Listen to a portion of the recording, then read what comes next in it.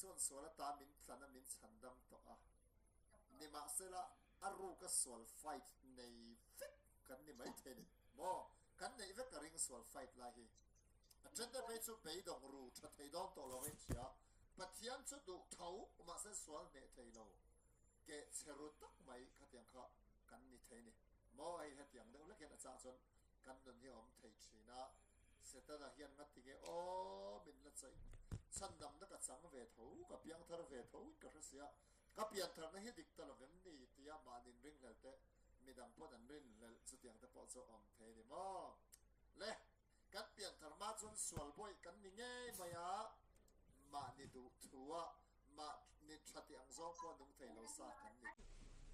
กันเปลี่ยนทารมาจนสวลบ่อยกันนี่สวลบ่อยกันที่ slave of sin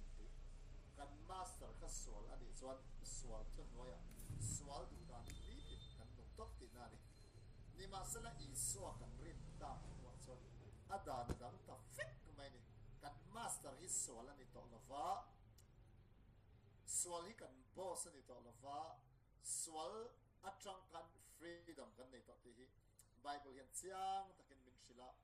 มาเสไบเบิลเสียงสีอัตุโปวัคเทียมเท้าสีวัยนุ่นน่ะสวลละบวยสุดที่ยังสุกันนี่เดี๋ยวฟูราจานี่นะเห็นไปหมดเป็นสันสุเฮต้าอมีกันเปียงทาร์เราวันนี้เมียละฟังเปียงทาร์ตกสิเห็นนี่มาเสละสวลเห็นกันละสตรักเกิลทีนสวลละฟังเห็นกันละบวยทีนโม่สุดที่ยังสุกันนี่ฟูทีน่ะสุดว่าสุดเองที่เงี้ยนี่ยังที่ขโมยและจนเบตเตอร์เลยขัดทนเห็นแต่เห็นให้กันหมู่อังอินที่มาตาสวก็เองมักตะกลุดตัวเราตัวเจ้าฉันนั่นส่วนเอ็นตีเทน่านังนี่ส่งจิตหันลัลปุยเทียมปะเทียนมิเตนำเทียงลิมปะเทียนมิเตไงอินนิเสียอติยาไอ้เฮลัยนี่มาเสละอติตานส่วนไอ้ฮิปยังทาร์ตัวตานส่วนทิมอัตตาอติยาอีมีนิ่งเอาไม่เสียส่วนนี้มาส่วนทิมละรำเสตนาบอกเปนักน้อยคอเวลฮิตลุดตกไม่อะคอเวลฮิอัติมาตูนเข่งปนคอเวลฮิอัลลัติมาที่เองตู้ละลิสวอโลกะละมาเซมีฮิละลิสวเนี่ยนะอันดุนอัลละนะละลิสวตานิตูระไออินเซเรนเดอร์พอดลกสวนอามาฮิทิมทุนในนั้นน้อยอะ Kingdom of Darkness ทิมละระมาอัลละอมเร่งที่นั่นนี่จุดนั้นส่วนอิสวาริงตู้ที่ฮีทิมคอเวลเสตนัดทุนในนั้นน้อยอะอมที่นะคะปัจจัยดูซองะนุนกงเฟลนุนกงเองโมขัดยังในตัวละละลิสันตะกอบอันนี้อ่ะเฮ้ยบวยน้อยนะฮาร์สนาฟังอินสวลนะเชื่อมตินแรงที่สามีเสียตินแรงฟังอินไฟท์นะคอเวลจังกัน Kingdom of Light เองเราปุยนะไม่นะเองขันมีเราปุยนะเรารักกันประเทศมินโกที่ข้าเนี่ยช่วงบางช่วงนี้อิสวาริงตัวที่ฮีเองแล้วเรามาสวลอัตตาดุนเซเลนในตัวรินประเทศมินโกที่ฮีไบเบิลตรงนั้นเสียงมาสุบุงเลจังเทมขัดยังกันนนตาหลังมาสเลโลกันนี่ประเทศนี้กันเปลี่ยนธรรมะสวลอขวัดอฟังอิสวามินโลเปียค่ะกันเปลี่ยนธรรมอิสวาตากันนี่กันสวลมินสิลไฟต่อโน้ยสวลอขวัดตานี่ละไงเรื่องเท่าที่ฮีอันนี้ฮีใส่แต่ละตันกันดูโลกัสสุกันใช้เฟียเดือดร้อนนะครับปัจจัยนั้นอันเดียวนั้นให้สวลดิตาเสละเห็นมิสวลฮิคอเวละอัตมาบอกเช่นนั้นฟังอัลลุตตาเห็นมิสวลยันมิชิงส่งปากเลยปุ่มปุยฟันสวกตาช่วงฟังส่วนเฮสวลยันมิชิงนั้นอติคอลล์ซะวะช่วงมิสวลอะวัดลุตุกอะฟังเฮสวลฮิมิชิงกันนั่นตาไปบอกว่าสิลไฟที่ฟิลิปมันกันนมเทนันปุ่นเพียอันนี้เราปุ่นเองก็มันนี่สิลไฟนั่นตัวที่เราการันตีแล้วอามาฝับไปสวาทิเซนอามาฝับไปนุนนั่งไงค่ะสวลสิลไฟน่าตานะประเทศนี้นะอามันเราเบกันนี่เฮ้ยตะกี้สวลที่ประเทศนี้นะอวัดดันเลเวลที่อัตเทนดันอามิดมัวอัจฉริยะนัสัตตัวเสียฮีอาฟ้าไปอีสวาเมื่อข้าสวลละบ่าวตัวตานะ alo tir dana khan hei kan thu thiam te ko me mom antenna mai kan kora te hianin chop me amoni antenna dal te kan lo kang ta a ka kamisa ka t-shirt a khan lo kai ta sela chumi ti faina tan chon tuinen sa bon ne tok mai ni amaro chu swal kai dum swal ker sil fai to chon le til omle vana thil na zong hena thei that lawa lali swan nun na athisen ngei manga sil fai ngai ne chu kan pian thar ma a su swal chu a huat le tuk a fanga he swal lak bonan I swan anun na a sacrifice ngai arla na ngai athisen nge min sil fai ngai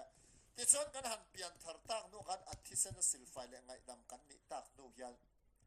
mana kan pian thar ma swal tho he swal hi pathian in a huat dan le aten dan he swal na ten nom nei alla ngai rem tho ti hi zanin a hen kan shiat na na tan a kan an soi bel to ani ti chuanin slide a kan ron ti lang chia la fanga lali swa hi a local le hona hian a mo a bride a mo thiang lim chumi ta chu ron lam don ani hei bible a hen te khin to sang sanga lal I swa local le hona amma ring tu te a shwai dan tu hi te khin tu te po soi na tam tam oma juda ho culture chuanin mi pakhat hian nu puya nei don chon in hual na an pelok thina ti chon in hual nan siam lok ve nga mi pa kha in hual na ki man sian zo hona ram daga mun danga te kalbo le fang nga eng tik hona nge alo kir le do na kha ama na soi lova athupa ti chon an nu puya ta na hual sa khap to midang tan po a hei midang tlangwal dang po lo ngai zong thei to lo a hual tu mi patana lo in ser thiang ni ma a local le hona soi sel bo ti mai tiang tiang lim taka in ready renga mi pa local hon puta po a mi panaron surprise po in pe renga alo om thin hi anga ya chuwa chuanin a mi pa hezana amo chuna amo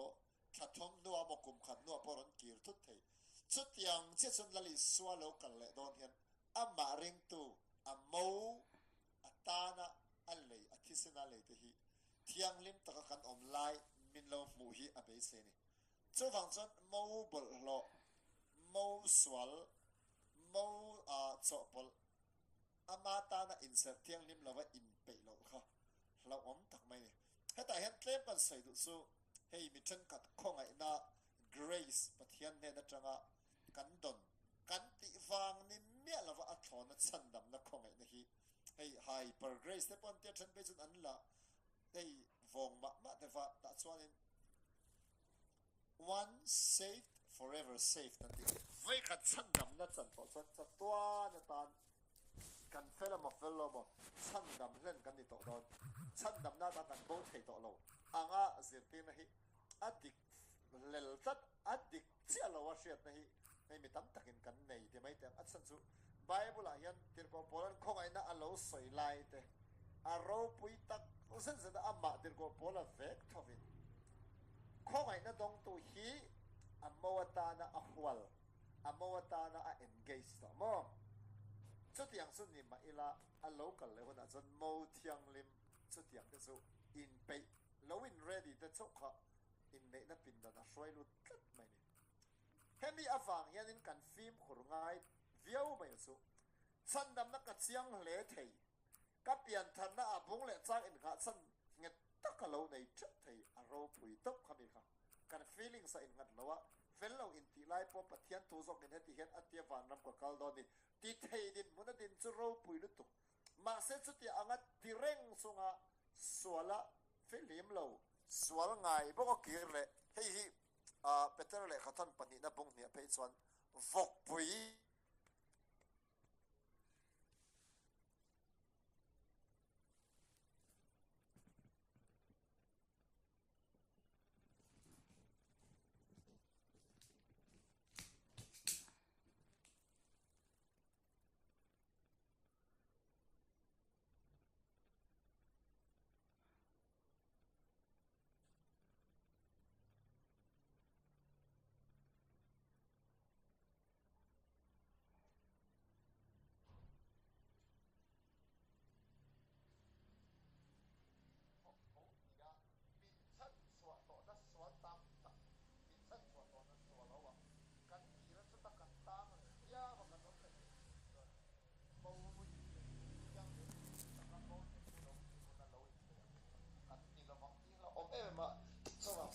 hianin sual le zel nun sual atanga in ti filim le nun sual kal san thar le nun hi a ka to ka in shil shia reng hi kan ma mo ti kha kan sai do ni ti son ke pon zep thu cheng lawa suala ka filim lo nang poi ni ve thau ka ringa hei wang takin pathian kharau thianin tran pui na kan ma mo thina pathian tu yen he sual that lo zia te hi hei minan shil thar hi ngai thin thil re re chu achala ma mo achalo lampo mishing hian ngai a nei thei chen kan nei veka abi takin sual hi poi ti chunga kan ti lui hian poi ti vak lem lo ti sual le pal mai la normal tat to chu ti anga chon hei kan lom theya zanin in edifia thar le ngai em mani ti kha kan sei do ni pian thar no a hian suala kan thuk fo hi sei moi ngai no om lova kei ma ni ta hin a hlok lo tak kusen sen ni ti le ti chuan kan pian thar no a hianin suala hian lo tule pal zo zo kan ni fawa suala kan lo thuk le pal hian mani a po hei lamka kan vokala RFF ante revival follow up fellowship te retreat kan nei puya fasting prayer ni ata chuanin kan chokhei lai hian an zinga mi thalai that kat ka ta chuanin ta hen ngar chaw kan ngeya hrai tu ta khan tui mineral water khan kengno la chot walai the ORS kan tiang chi da win pai boka kha lo ka chu ei tur engma ei lo tur khan min request ta chuan tui le walai mix te kha tam ber khan ina ti chuanin Friday zana kan nu ta Saturday ni leng Sunday ni leng o Sunday tlai lama khanin fasting so ngei ti top na na break nang kan cho te kha kan ei le ta roi te kan the ta chuanin tlai lama khan Q&A program zo na le chan na ta chuan kan mang ka mi pat ni ne na tang hian zo na lo lu ta fasting lai thil ei ru khi pathianin min ngai dam thengem ti khan on zot ani so an ma ni khan cute khop maya fasting lai thil ei ru khi sual ani ti chon thre thowa amar zo ril tram le to ka wang khan ei ta khan kan thiama ang ta zo kan chang nok nok ka ta chuan ka chan da chu Bible la hian thi no khop sual le thi no khop ni lo sual te po hi soi ve bok chu wang chuanin children ka tisu thi na khop sual ni lem lo ni ma sela ke ma ni hei pathian na ka kan ren om ve the na turbo chia zel na hian in lai chin na pathian na gain kar en har sat nei thlen ve thei thawa chuwang chuanin in pian thar lo pha emo shem mun chen tlak pha lo anga amaro chu pathian ne na in tumang ti lo tling tura in din thlat ka chunang ma ni tan thani te kan han ti ve a le chu ka ran sei tu chu kan pian thar nu hian sual hian indem na thil ti chang he kan nga le ni chu hei chu adik lo mole kan ti hi sheweng chuin kan thluwa kan ti suala hei chu tiang chu kan nam thin ta chon suala kan tuk le pal hian enge thil theng ti hi ma sabera chuanin suala kan tuk hian kan hriat tel tho ngai chu pathian hian min mangai le talo mai anga ti hlau thona kan ne ka fel si lo pathian hian min be thadu lawang min en gol thave du lawang kanun dan hian azir si lawa ke chon pathian hian min mangai vak lawang ti hlau thona lo om thini pathian hian min mangai lo pha lo ti hi kan sai do ma se ti kha karan tel le kher ni ai hi chutia ka pian tar no ka ti sola pathian hian min mangai lo pha lo ti chuanin min mangai na ngai reng tho ta chuan ka tia hei swal poi ti vak lo na kan nei thea pathian hian min mangai lo pha lo ma se bat ti hi om thin ni mom chuan chuan i pian tar no i lo ti swal le pal ani indem na sal tuk awanga pathian mai ikal ngam lo ni chuan mangai na chela ngai reng ti hi rin na hriata swal thu pa choya lalpa ne na kirwan vat thin tor adot le chuanin le kan san daw nai abo lem lo ti hi ten khat chuan kan san dam nei bo le tura kan ngai thina camping a crusade te pathian khoina te grace khongai na hriat thiam na kan ne kan hlime be ma ni ma sala pathian thu dang kan na hriat thiam tam lo wangin sola kan tlu le pathian kan da le ta khapiang thar le lo ke chu van ram ko kal le don lo anga hriat na feeling song rela mai na sa thina chu wang chon kan pian thar no thil kan ti sual le ve la kan san dam ne abo hala ni chuan khongai na hi a validity a toilet tuk do na hi pathian ina chan dam na khong ai na lo min lo pek dan ni tlat lo fa chawang chun solai ti palian I chan dam na bo lem lo ni ma sela ta hen kan balance du thawa chu heb rai bung so ma te sual ikal san vek to pathian afanga min so zalen to na hian pathian ngai poimo na le za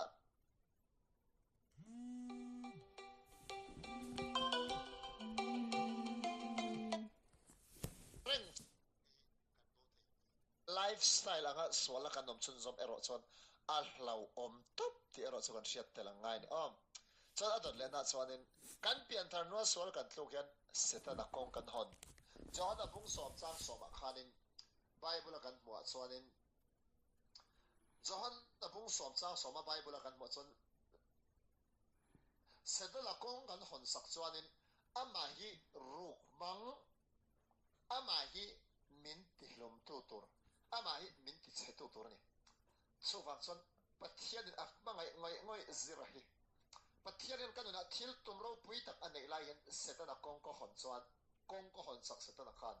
pathian mangai ni maila thil thalo kan na hen ti atomanga ati bokhang chuwang tak chuan kan pian thar to no sual kan ti la hian keima ni ta hen a poi ani keima ni ta hen a thalo mani entinan zu kalo inamo tot kalo soi hian pathian ki chu tiangin amatan poi na om lo mase ke mata na poi ani mo chuwang chon kan pian thar no thil kan ti sol hianin setana kong kan hona keima ni ta hen a poi mani ti kha kan sia da tol ani chuanin adot le chuanin pathian ma kan huai theilova kan chong trai na chan na tur he hian ati buai tlat hei hi chong trai chung cha hian tlep kan sei do chu kan pian thar a no a thil kan ti sol hian kan nu na thleng chiang lo tok chu pathian ma kan huai theilo kan doi tlat in dem na nei treu chunga thil ro pui deuh dil chua tum chu a har khat in ra thiam ve ve ka ni min loka kar masaloka mi shet pui lovin swalla ma enga mani plan rok na sa deuh nei taila dam lo thil le flek tong trai torin min ko sala miracle zo pui tak motorin pathian ma ka hoi me lo chawang chuanin kan pian thar no thil kan ti sol hian in dem na keima ni omian pathian ma min doi tira ti chuan johana chuan a le khathona te tin jehova pon soi thawril ru bul bal nei lo double minded atia chuan johana chuan kan ril ru ina ma ni in dem na ma a om lo chuan pathian lama kan huaya ti a om sia chu swal kan ne a swal ata kan filima swal kan overcome hian pathian ma boldness wise and not confidence sa tak kan ya huai tak chu kapa lali swami in itutiami ka mudona to na yan thil mak miracles su ti turin in ready a lali swami in miracles ka dilani dam na lo thlem ro se som le pai mal som na lo in release ro se mo khatia huai sen tak kan dil thei chuan kan chong trai na chane om zung zung ma se kan na thil kan ti stola kan doi thla chuan kan chong trai na hi chan na mo har ti bible in min shil tel tlat mai ni somom chuwang chun englai po huai sen taka pathian ma a kan din thei na turatan sual la ka filim nun hi kan ta na pai mo tlat mai ni mak ve me ma chu pathian ne na thil dil chung sa hen fa patlan bo the prodigal son anti lali son te kin to sa khanin ta khanin a fa pa no pang zo kha ami zia pui thing chuang lo a uzok su apatan rinom takin na a thok thina apatan na luni mase nau pangzo kha apa nen ain lei chin na chung cha han a confi vio ni karing a confi confidence kha ma na sa nen kapa karo san I mean pero atia apa po na pe mai ni fellow zo ma ni sela pathian ma kan a huai anyang chu thila la ti sol chia lawa ta han mom mase uzo ka chun apa la han a be sei vak ngai lawa apa po na pe nga vak ngai lawa heta hen in thashun na diklaute om ve the thawa chata chong ka lo soi do chu pathian ma kan huai sen thei na hi a hlulu to kani hallelujah pathian ma kan huai sen na ti buai thei sol ni chu kan tan a huat thalom lu to kani mo pathian ma kan huai sen chuan kan dil na min changa keima ni tan ba kan mi tam tak tan kan poimo ni ni ma sala pathian ma kan huai sen na ti voi tor a ru ka kan shiat keu pathian du lo zong sual kan ti hian min ti do ezep ta chu taka chu zalin a hianin kan nu na po chu tiang har san na nei fo chu kan ni karinga engtinge ma kan la kang ho thani la thar zela ngoti kha kan sai do ne chuanin a dot le na chuanin pathian ne na kan in pol na nang ma lama keima ni lama ti buai Jacoba pungli chang sari chang riat vel khan pathian nei ro up mo ti chuanin nang chau ti kha kan mo ata chuanin thil sual kan ti hian amo huat na akan nom te mo tiang hen kanin hau te mo tiang hen pathian chu za in ain honga englai pon min ngai to a kan bula om chak huam reng pathian ani na hi bible kan monem le to achan chu keima ni abula kan va om chak ve na chu chete tlem te zok ania ama zok kan bula alo om chak nei bible to hen aro pui helai te bung le chang han chui vak te po chak om thina pathian ni ahninga po iswa khan Immanuela kan ne na lo cheng pathian ati vana tanga ro pui deva min en kola mo leom te thu min run pe khe atum da ni lawa kan ne na lo chen Immanuela mo kan zinga lo chen chak ngoi pathian ni ta chun Jacob le kha thona khan bungli chang sa ri chang ria ta mo pathian nei ro ti chona na chau ti lai bible verse khan keima ni zok hi pathian na kain lai chin na athuk lo shil tu tur mo eng anga pathian nei nge ka du ti chu amma lamin khat lo keima ni lamin khat tat ani chu za zain hong sa ta chu ta tak son pathian ne na kanin pol na thu hi amak je chu en tenan mai hei pathian lo thil deuh ta tang hian en ta vak ila tar kar nia chon chong try i tu na le i chak na hi an dik viau manang mak lu tuk chung ri la hian pathian va pan tu na pathian a kal chak na hi adal tlak thin sual hian hemi wang hian sual lama kal chuang lu tuk sual rui chila a thatel a kum tel sual lama in chia tan hian pathian hian nai thei mi lo nia nga sa taka than puyan ni lo phei chuanin an mamo ber pathian an nai thei lova pathian lat takin din mun se takin an thi top thei mai ni mom chuwang ta chon sual hian pathian ne na kanin lai chin na keima ni lama blokhom amma lama blokhom lo thiri ti sual chuan kein khar ang atilo thil kan ti sual chuan in hong hle ma sela keima ni zoka hian min dal tu hi keima ni lamom thina chuwang tak chuanin zanin a hian lalpa ne na kahin pol na ti buai thei sual hi lo nia imo sual hi awat khala oma ni ve ko ma san ro ma sa kan ho pal chabang se lawa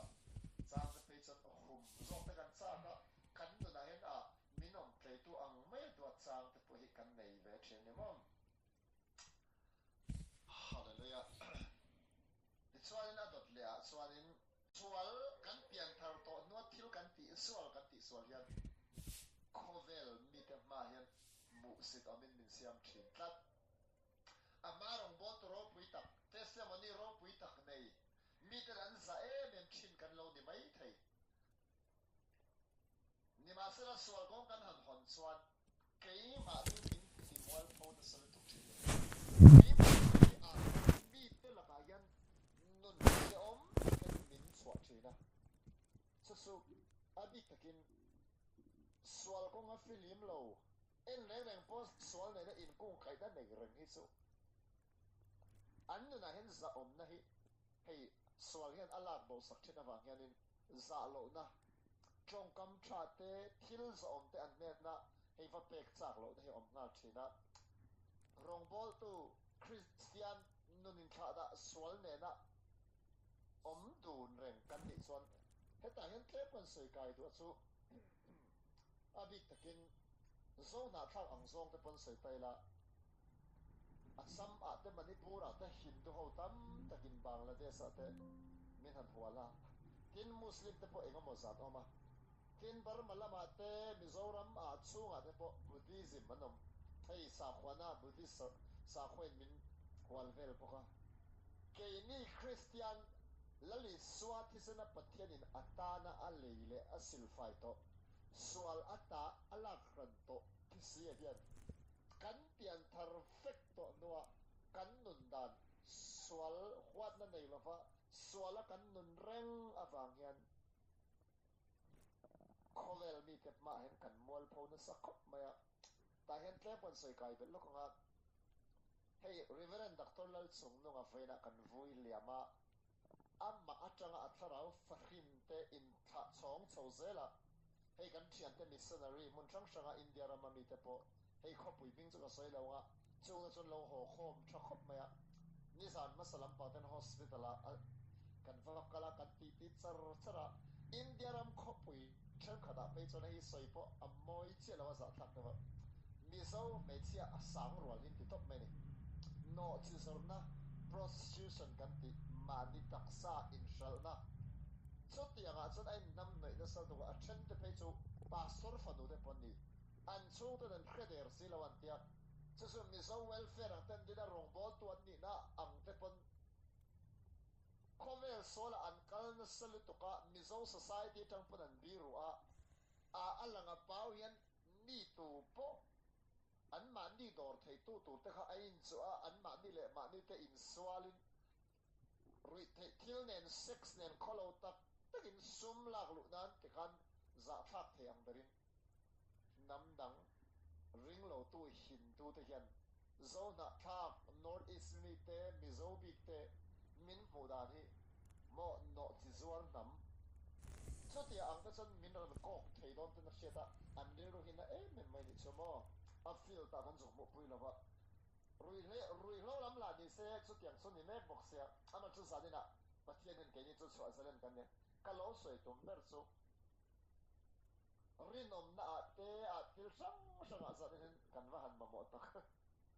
yes kan ti chu yes ni se no kan ti chu no ni ro se ti bible nu sai ta ka he kan ma mo thar chi chu wa se te mo kan pathian chu dang lam lo ngai reng si hian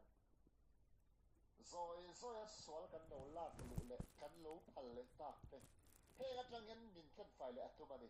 lali so atong try na son an ni chu amma disciples le amma ring tu te ta na I so tong try na kan an ni chu I thu takin ti thiang le mang se I thu chu thu tak mo ani si a an ni chu I thu takin ti thiang le ro atia bible a pathian thu da kho mang hian kan nun hi lali so yan ti thiang lim na kan san le na kan atong try ni so mo so wa son khovel mi ten an ngai san thei ni atrola miri nom tak po soi to ran tamani mi zo na thak te zinga po officer lian tak an lu to ka wanga sa khodang te hoina an ngai san te tam ta ka nom tho ni mo khalai kan lalpa tri a sual huwa sual la ka ta insert rang hi chu an za omin an ngai lut om tak zin se ta ring to christian te pa christian lo te po ei an ngai sang va ti te po an chera so wa son sa ni la yen khovel pon lam mi te big po nun za om tak kan nei the na chon sual la ka ta dan thelim te po kha poi ba ni mo kha kan soi na le thong thong ten khalai poi ta kha sa ni na poi mol to kan ni kan pian thar no hen suala kan lo thule pala ni so na ma sa bera kan pathian hen min mangai lo ta e mo kan ti chin nahi adik lawa min mangai lo pha lo a chan chu kan suala panga kan chiat ber lai pon a fa pamal nei sun I so min pe phal khopa kan sual chung chunga min mangai to ni a kan sual ata min silfaya afa ata na min pom sak nu pe chan min mangai le sual ti hi bai dun sai dan ya so wa so I lo thu pal ka lo thu pal sual ka tu pal yan pathian hen min mangai na ngai ran ti sia ti lo ni na se chan kan chan dam na po abo lem lo ni ma se la suala kir le a nun kung anga tum le du fang re nga suala kan kir le ngat ni son ro re na la om tak kan pum pel lo thei kat chuanin setan hi kong honna nia amma chu min ti chetura pathian a bengam silawa pathian a huat lut tuk awangin ke mi tal ni min khoi chet tum ngoi to setan hi sol kan ti mangen kong kan hon thin ani chuan pathian ma kan huai thei lova sol kan tian chu sol kan tong trai na nun thleng nin a ngonga in ring hel do izep le ring hel chunga tong trai na hi chanin om mai lo ti hi zo ko ba pon soya chu wa chun wai sen ta ka kan trong try a amma kan din thei nan swala kan fili me poi mo em mani chuanin pathian ne a ta kan ken balance so chu ti ka cho po chon trong try lo loi la swala ka fili lo chon trong try lo loi la ti kha thil lom the ne amma ro chu ta hen vele thowa na balance sangai bible chu swal sim tura mi fellow trong try ne allo blituk thunga ni te hi farisai le chia khon tu mi swal trong try ne iso na soya khan farisai jo fel tukha so chia khon tu ang so mi swal ka dilawa pathian ine na lo bu ka soya ti mo chapo ma se kha mi swal ka chu van lampo en ngam loi na om chu min mi swal ani na kha apuanga ma se pathian za ngai na mo ni o cho wang chuanin kan swala kan chaklo chon in ngai tlom takalal pa ne na kan ki ama hen min lo ma chu swal poi ta ka tanga min chan so zel hi atum lu tuk thung ani chon pathian ne na kai in pol na hi so om reng pathian thuk de wi om chat do min bru tuk mo chon khovel mi tan min mu pha thin le ni adot le kai wang om eng til nge chu swala kan filim lo mai si a kan ti zeng ti kha rol bong ru chang ruk na hi kan cheranga eng hi siang ngu ati bol phet sang thar liang u zo crossa kan ta na alo thi a kan thi a ya thia amar wala khen be ti luma kan nom vel chung chang a kan eng hi sia ila kan mi sing lui chu at ne na khen be no be ta swal putak sa chu ti bor la om thei nan tu na china swal boy a nom thlo na turin lai bible tang ya vat ro mi tak ka bai han nei rei to khop me ka bai han na rei ang ro chun kan na hian za hi chun lo tin na kala mulo mo hei ma son kala ngai he ri siang ulali so ha cross a thi to awangin swalin a boy be swalin do ati koi thei swalina a slave a chia lo anga zira ati boy chin do to ga a control thei chin ka cross a zira kha a chingral to swal boy amma sarata na swal a mang chin tu zira kha mo thil thati thei lawa thil sol ti lo thei lo chin zira kha cross a i swati na mangin cross a ken ben ya khazi ra khati bor ani to chu tiang che chon nang po mo he ngish la kan mishing lui chu anne na ken ben om ta swal pu taksa chu ti bor la om the na to na china swal boya kan nun to lo na to rin to na china om na chu i swa athi to awangin keipo ka thi to a lali swa athi to awangin swal min boya to do min ti the na right a nei to lo kan thi to chon swalin kan na thu to lo hei hi lom i swa thi ruala kan thi na hi kan nu na swalin thu nei na atop na ni example as tele tela hei reverend dr lal chungdung a hi ataksa athi to awangin ni sana te po hei arwang bula te kanoma maya te kan han khoile thin kan ngai hlo ni hei ama choi moi nan potle min a chan chini kan soi zau de lokanga kum som ruk thing chep mai kum som nga priat vel full time in rongabola sol mi alavin dam mi alavin tisan arong bol chan tirlai hian kum li de wa kha akong noi la mi zenga ru kol amal ru ei ama cher te theiloin oma chuti lai po zon pathian nen kain pol ne na sa e me ma dam lo khuma che thei mi lo mureng chu pathian in mamo tu tam takane na lo tira thara bo tam taki so ne na khroi thei pathian ko ai na wangin na tiani sumo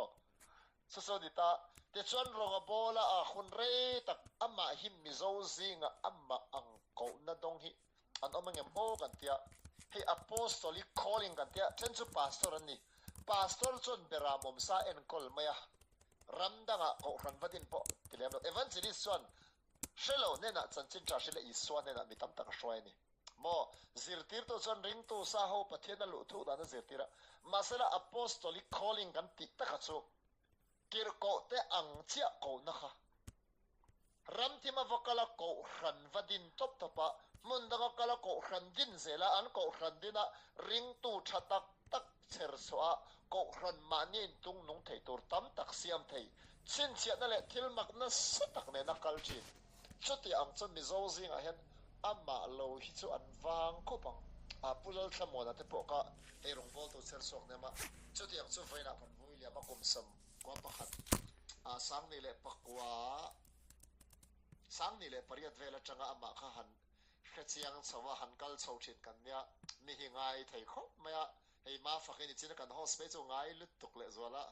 tin mi tam tak po ke ni abula cheng lo pon kan ngaya mak em chu mangai na hi amma na sal to ka ngoro achan chin kan sai lok min lo khatiam ro za din a heno amma choi moi nan ka sai cha ka hi to na chan thara bo tam tak a roi te khan an lo lom don to a ama hi pathian i pol sal to ka zinga hendar thum vel hena tho tlang pui china pathian pol torin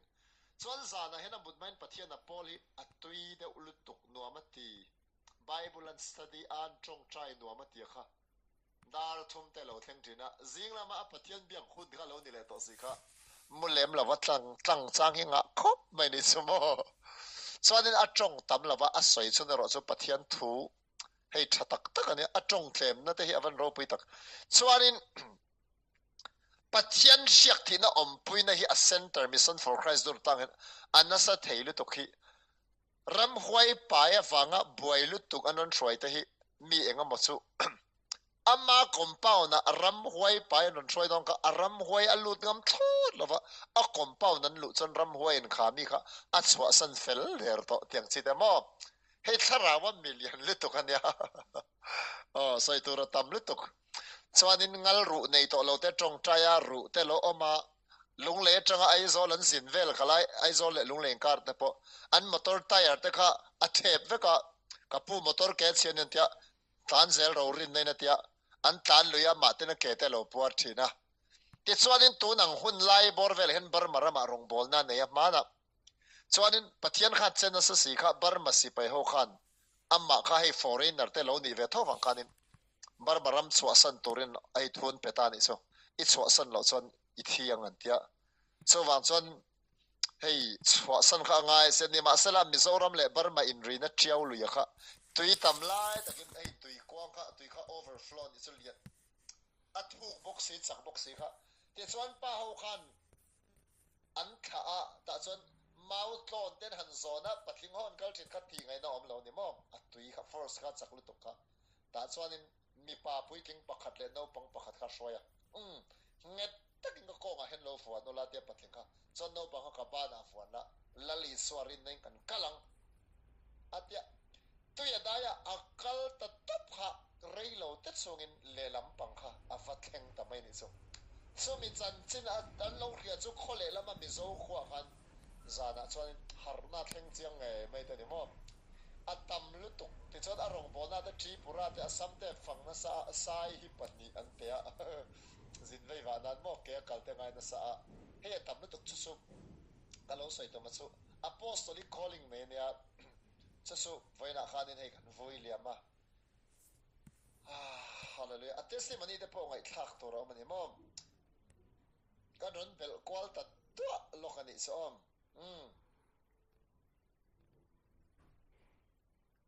ti chuanin le kan sermon a hanan kir le ta ka soi kwal ta de ule ka zanin so min lo sha thiam dan ti chuanin engtin nge piang thar to sual a la boy thin te hian kan ti ang kan ti son a sabera chuan sual huat thar na nei turin pathian ne na hian kan dil thar le ngai kho mai ke poni pathian in min mangai sia suali kan ta na poi si a hol to kha pathian mangai du bok sual mangai bok chu atik theilo ni bible chuan he covel system vadu kadna thiana nga vasiam nei pathian mel mani na tiani a pathian in ke mani a ring to amma fa te hit mel mangin min en lova ma se covel system sual lu to kha a hol to ka mel mal to kha covel thian ni ka do chon pathian mel mani na tiang in bible in sai khat mai ne mom so wang chon lal pa ti chu sual hwan na ti te kha to fing te kan mo ka zanina hian khai at mo zira hian ngai thatu nang ma hian sual hi hwat thar kan khangai la ni sual hi pathian eng atanga pathian thirna atang le ani na taka hi kan zir thar thin lo chon kan hophal lo chon hi tero hei kan ni tin na min om thlei tu atel lo wa kho har thak riau atel lo wa kim thei tet lo chuti ang deuh lek chon swali kan chung rian afangai afathit hei afak edik afak connect deuh kathian om ni chowa son sa den swali huat kan thei vak lo pan lalpa swal huat na thar min peng chati hi kan mi mal tong trai na cheu kan nei angai thut mai ni mom pathian aten ma wangin alo ten oma ma se hei hian aten lo thir ni en tenan mai hei vok hi soi tai la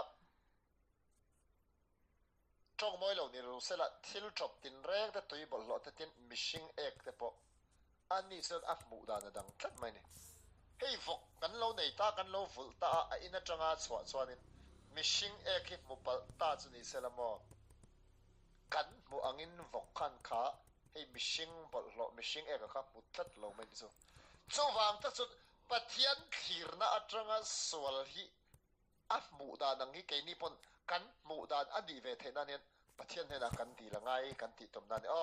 le ti chuanin eng tinge kan ti ang ti kha aro ka slide hi ain do dan adik che lawa swal wa kan ngai he swal kan nu na ta kan ne a kan tan thin na atanga kan film te nan chon swal ne torian swal hi kan fight swal dovin kisen chok khopin la tang lo watiani bible chon chawa chon swal hi kan to ngai ni chuti ro chon swal kan to apoi mo ang chi apoi mo chu thutak kan chia ta ngai johana bungria chang sop thum le padina khanin ten thutak in sianga thutak chuan boy aban chau hela yan poi mo le tuk chu swal kan ne lo thin na chana hi zo dik tak chuanin kan ne thei lo wang ani lo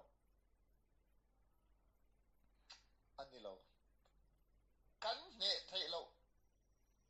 ani wanga swal la ka thlu hi kan ni lo rek kan ne thei chiang le tu piang thar zong en swal hi kan ne thei chiang bible anian ni ma sela kan ne du lo wanga swal thlu kan ni kan ne ui thata wanga swal tu thini kan ne chiang le tu swal a hem tluila pui kan ti lo wang min ne sela tia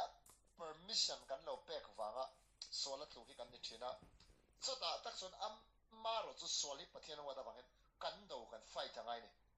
mo swal do turat tumru na kan nei lo chon kan ta na thalo ti khareng chungin kan chiat feka kan ral rei eng ma ni lo khop thengin kha sol khan min ei che thei min ti che thei te chu chiang ma chu a chon swal hi kan fight le to ne amaro chu swal hi pong podo veri ngota bible atanga swal chung chang le swal chunga thu nei na kan nei ti te kan shet lo chuanin kan na hen ne na chan har mo swal ai chak zo kan na pathian power lo om reng swal hen kan chunga thu nei na nei to lo ti te kan shet lo chon swal nei hi kovel til har ber ni kan ti ka chon swal hi kan mo powerful le to ka pathian ai setan hi chak zo gen kan khetla ta kei ma nia swal do dal theina in swal power hi chak zo ka kan thia chon thu tak kan ma mo ni mo ta tak yanin te karon ser le do so thu tak shiat pai mo na kha ta karon straight do so nin hi mana hal america ra ma hianin hei mi hang africa ra ma tanga sal anga tam tak ten oma te chuanin khatiang sal te ka fishing pa ngai vun rong dang lam lut nei nang khat veka pathian siam thowan ni ti mi tan an lo hriat so vela wang kan an zalen turani america ra ma hen sal nei na dan hi atop turni tia ma lo la tu kan om chho zela atop pa chuanin sang khat zariat somruk pathum 1863 January ni khata khanin Abraham Lincoln US president America president ani lai khanin 3 million sal makta doi thum kha anvain anzalen ta ani ti kha official in apuang ta ni chamo chuan 13 amendment chu constitution an mang tabok mo an constitution an ticket tabok ani mo helai hian kan lo soi du lo ka chu Johanna bung ria chang som tum pania tin thu tak truth pathian thu tak in shia anga sual sal ata in zalenang poi mo le to khe hi thu tak khasi lo gen soli fight wang vakila ne theina chan se chetlat ma se sual fight rim rim tum ru rim rim na pon soli ne thei ring lo te pon an no na addiction te pon tum ru na ma fight theina om be ni mo chuanin chuti rual chuanin poi mo le tok chu pathian thu tak kan hriat na hian sual fight to hen power na sal tok min pe ni chu America rama salan nei a anti top do kan Abraham Lincoln chuan White House a khati lai han White House om tem ko shelawa so US kami an thupwan na ai official an thupwan na mun atang kan yang so Abraham Lincoln chuan America rama sal makta duai thum chuang at hi vain ni tang chon danang thapin in pute thu tu om chin in pute thu noi om chin kha nang ma ni mi mal salen na ta na nang ma ni ta na nung turin mi mal salen na chu America ram sarkar han apeta chauni ti information kha an pong chuak ta ni an pe chuak ta ni chu ti chuani garin dan chon Washington DC tanga puan chwa ta ka chu khumi Washington omna state Maryland Frederick Lampang te Baltimore te chuanin Germantown kan ti te mun sang sang he kan lo zin ve do dol kan khang lai vela te chon a Bullock Virginia ti te chuanin ami New York Lampang te khula Indianapolis Indiana te Iowa State te mun sang sang khan news sakha andaranga sal te khan kha America president na zalen an ni ti thu apuan information ha an lo don chon lom takin avahan ro pui tak zalen kan ni ta an thianga kha information an don na khan an pute ni chin lok thenga an ma ni chonga thunei tu la khanin an thunei na atopa mimal dukdanan nong torin zalen na nei ti information khan ati chaktan iso Hallelujah. Tin thu tak in siang thu tak son boy sal ata chwa zale nang chauti kamom. Chuan pu te khan mo an sal te kha. Huana son level ai ro. Helai thingkung so ti fai ro tigin thu pe tuar ma sela. Kha thu tak an siata an rin nge tla chon. Kapui ni to lo. Vaina chon ni zalen kan ni to. I boy kan ni to lo you were not my master mo. Ka ho tui ni to lo. So wa son ka ti han min ti theina right in ei lo atenga apu kan kut lo tha ka tumpon a fight let thei che tong khathia mem ni ma sela America sarkari na kami sal chwa zalen na freedom of slavery kan ti kha ka information lo khasi lo antinan state la de hlega te adilo pon forest te ka tiang ram ngo lo om te ho khasu kami information an don lo vai chon an pu ta kha ka pe to lo nang ni ain ka bana lian zo ka chu wa chon ka fight don che tiringot sela a pu ta kha fight a har viawang mo ma se thu tak an shiata information dik an lak lu chon an pu te atanga zalen na ne mi tam tak an zalen ngal ni hei che hin ya setana le swala ka po hianin apma chon kan sunga kan master ni thina kha lal iswa awangin iswa thina azara mizalen kan ni to chuwa chon swal thu noi kom lova swali ka master ni lova swalin min thlem ne adu dua obey tur zom tur kan ni lo te hi kan hriat chian fiao chon swal do hi adana dang dai an nuam le tuk ne na chana ol sam ni ti kha kan soitel le do ni le ador le ka rin an ka reir yao mai han soita ka chumen soitui zel bok nen mom swal obbe na swal boy be na atangin ison min swa zare na ni rombung ria chang ni krista ison na tharau dan na tharau chon swal na le thi na dan la ka ta min ti chwak to lal iswa krista a power chak tak le tharau thilim thil ti the na kha ama ring tu te alo lu ta ka wangin swalin min control na system zong kha ati sia ne tu min ni tir ni mom chuan Bible verse pakhat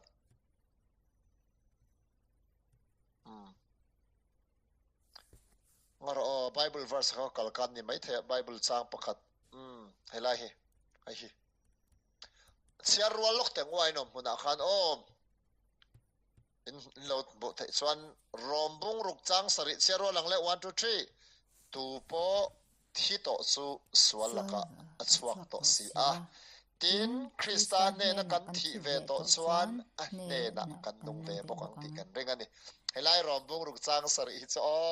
ka va han du tak tu po thi to chu sual laka achuak to i swa thi rualin cross a han kan thi ve to a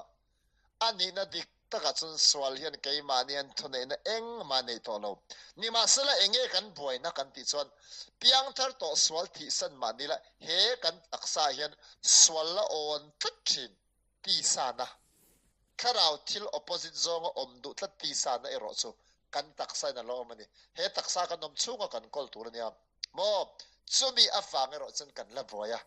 he ta kan ti sana taka hi kan master ni to lo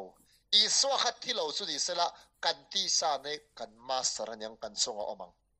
lali swa thi rol kan thilo chu ni ila he swal du da na pya kan nu na ngai kan du da nin kan nun thei do lo ni ma sela ke ma nya ti sa na lo ma hi cross a iswan min ti boral to afangin tharau thar iswa krista anun na tharau dan chuan ati iswa power tharau thiangnim power kan hemi chunga hian thunei na min te a zalen min ni tira ti sa na chulo omma sala avai ne thei torin a thil ti the na hian min thua mani ti khamo Bible train a chiang em tin thu tak in sianga thu tak chuan boy abanang seu ati kha zanin a hen ngai to chiangila ti chuanin tinge kan ti ta khang le ma ni kadin en fiang a last point ni to ro sa chuanin Krista mi fel kan ni na taka kha ma ni kanin me belangai le rombung ruk chang som pakan na chutiang pukin nang ni po sual lam ko nga chuan thitoa in ruatula pathian lam ko nga ero chuan Krista iswa nunga in ruat ro ta takin in ruat ula ti hi considered yourself dead to sin but alive to God in Christ ti a omze chu sual ngai chi in mitchak na in min lo ti boita suala ka thi to ti sa chak na in min lo ti boita ka thi san to amar chu a feeling salom ka thi to te hi mani in me belangai sual ne na kain zom na chat to te hi kanin me bel ke mania kanin ei kan ni na ni awangin kain me bel zelanga na kina chon kan ni na dik tak ani zia ke mania nget mai don mom chuanin ta tak chon keipo nang po weakness nei ve thawang ka weakness takhi engen yang a then chu mitchak na phone a then chu dot soina a then chu rui thei thil a then chu thatchiat na a then chu paisa business idea ten sal lutuk ten swal lamani ve thei tlat chu wang son kan nu na theu yan kan chak lo big na theu kha enge chu ta son engting nge ma kan na kang missing Bible shethiam kan ne vain malak dan tur kan ne ya swali hotharila zanin a hianin minti boy tu swala changa kan film thar le chuan lali swalo kal le hona amma mo thianglim a bride a mo thianglim kan ni thei don ni ti kha kan sai do a so wang chuan lalpa lo kal le hona mo in pe kan lo ni thena khanin kan zawai hian kan loin bot sai don ni mi malte te kha iswati sena thlen fai kan ni to swala what em kan ti sana wanga min na ti boy tu ero chu ne zel tu mila nun dan thianglim nun kan tum don ya tharau thianglim hian min than pui to re ai pe renga tun kum to pa pe jon victorious life ne tu nun ni kan chang na sa viau man to tora be se fe kang lalpa na thu kan savai tan mal min som sakro se amen